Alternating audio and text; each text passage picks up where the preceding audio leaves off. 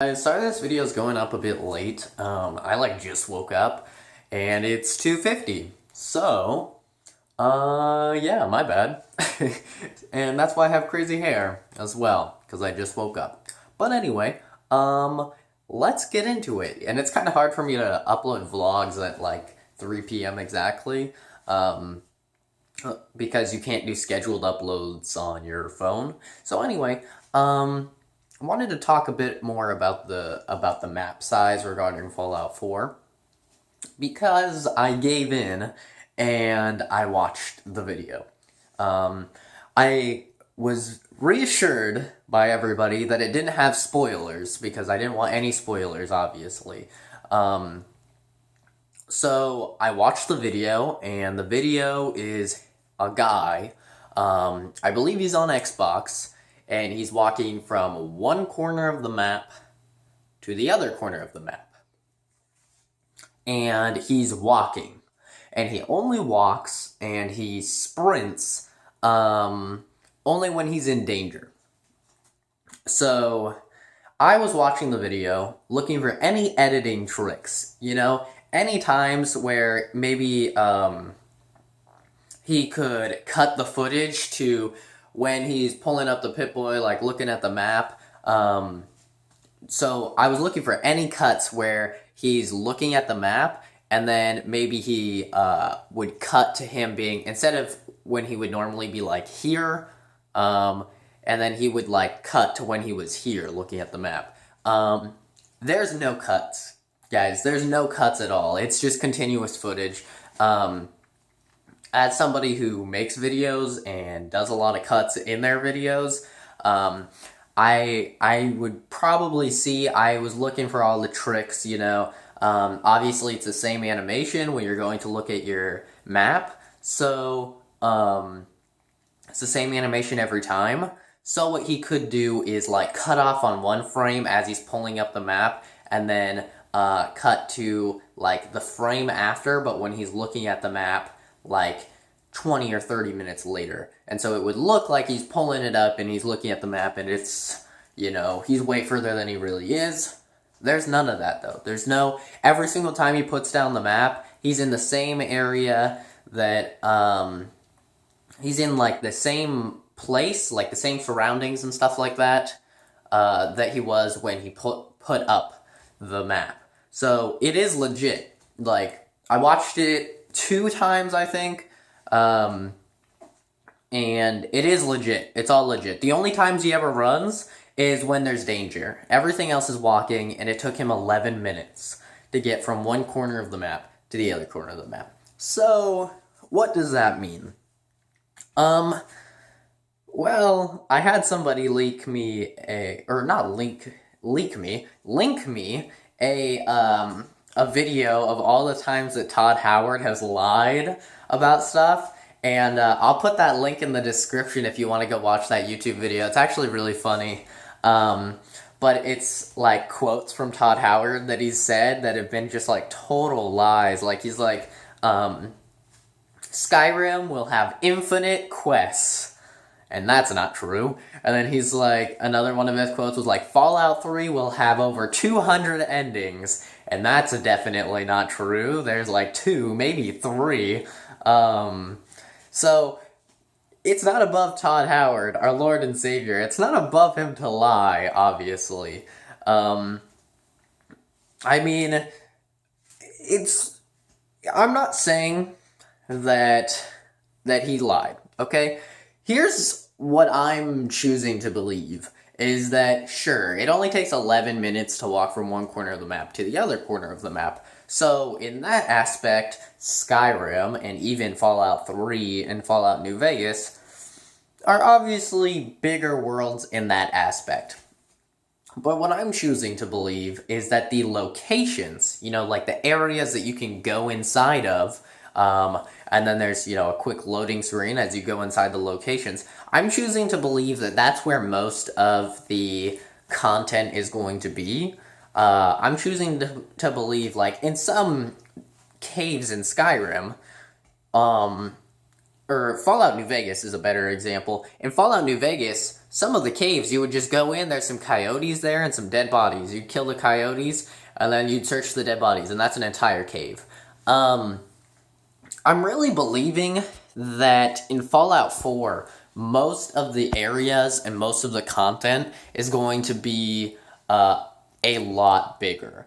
I don't feel like he would lie when he said that the game is roughly the same size as Skyrim.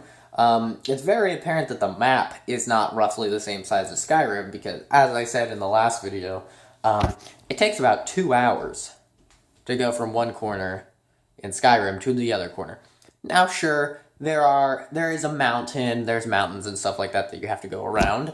But even if you were to walk from one side of the map to the other side of the map, and you were to do it in one of the places where there isn't mountains and stuff like that, it would still take you, like an hour to do that. Or a bit over an hour. So, I mean, the map clearly is not as big as Skyrim. So that's what I'm choosing to believe, is that just the areas inside, the locations and stuff like that, like, you're going to go into a cave, and you're going to be in that cave for, like, an hour. Like, it's going to be a goddamn huge cave. Like, that's what I'm choosing to believe. I'm choosing to believe that, maybe I'm just in denial, but I'm choosing to believe that, like, a lot of the content is going to be in those locations, so you're going to get a lot more out of, maybe there's going to be, like, entire quests. Like, you go in a cave, and there's going to be an entire quest line in there, that you do. Like, that's more along the lines of what I'm believing, more like a dungeon. There's going to be a lot of dungeons, if you play a lot of, like, Diablo and stuff like that. When you go into a dungeon, some of them can be short, yeah, but there's some dungeons that are freaking long, and you're in there for a really long time. So that's what I think it's going to be. A couple people were saying in my comments, no, that's not actually how big it is. It is how big it is, guys. Unfortunately, that is how big the map is. Somebody else put up a good argument. They were like, maybe it's like there's zones, and you can travel to different zones with, like, the different factions and stuff that are in the game. I don't even know the factions because that's how little I'm paying attention to storylines.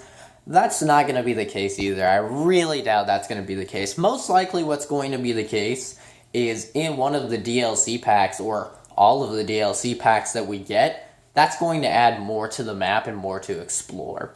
That's what I would expect, that even though the map isn't going to be insanely big right out the gates, I'm choosing to believe that, the DLC and stuff like that is going to add a lot more content to the game and places to explore, which is kind of crappy that you have to get DLC to do it, but I don't really care, as long as it works, as long as it's good. Another thing that people were saying is that Fallout 4 has double the assets as Skyrim. So that means that it's going to have double the content, right? No, that's not what that means either.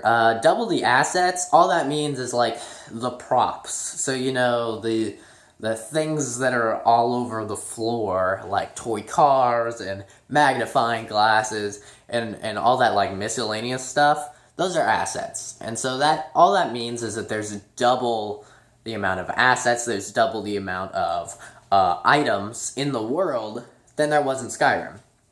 Which is cool, but that doesn't really give us an indication of how much content there is compared to Skyrim. As I've said, really the main thing that's going to be a good indicator to us how big the game is going to be compared to Skyrim, compared to Fallout 3, is I want to know how many locations there are.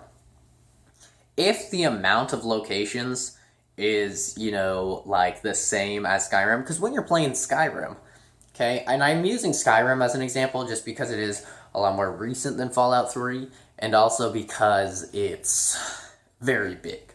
But when you're playing Skyrim, there's huge sections of the game where you're just walking across fields, and there's no locations by you, and you're just walking through fields. There's nothing there, maybe some trees or something, but maybe the occasional bandit or something like that, but there's nothing there. There's no locations. So what I'm expecting to see from this is that there's not going to be like long periods where you're walking and there's no locations. I'm expecting as you're walking several locations to be on your compass, just like everywhere there's going to be locations. As long as the amount of locations, and when I say locations, hopefully you guys know what I mean. I mean like areas, places that you can fast travel to, places that you discover and you go into them, and there's a loading screen when you go into them. That's what I mean by locations. If that's comparable in just how many there are to Skyrim, then I don't think we have much to worry about. But I did want to talk about this just because there was, I was curious, so I did track it down, and I did see it, and it's legit. It's legit, which is a bit unfortunate, and the way that they're handling this is very sketchy too.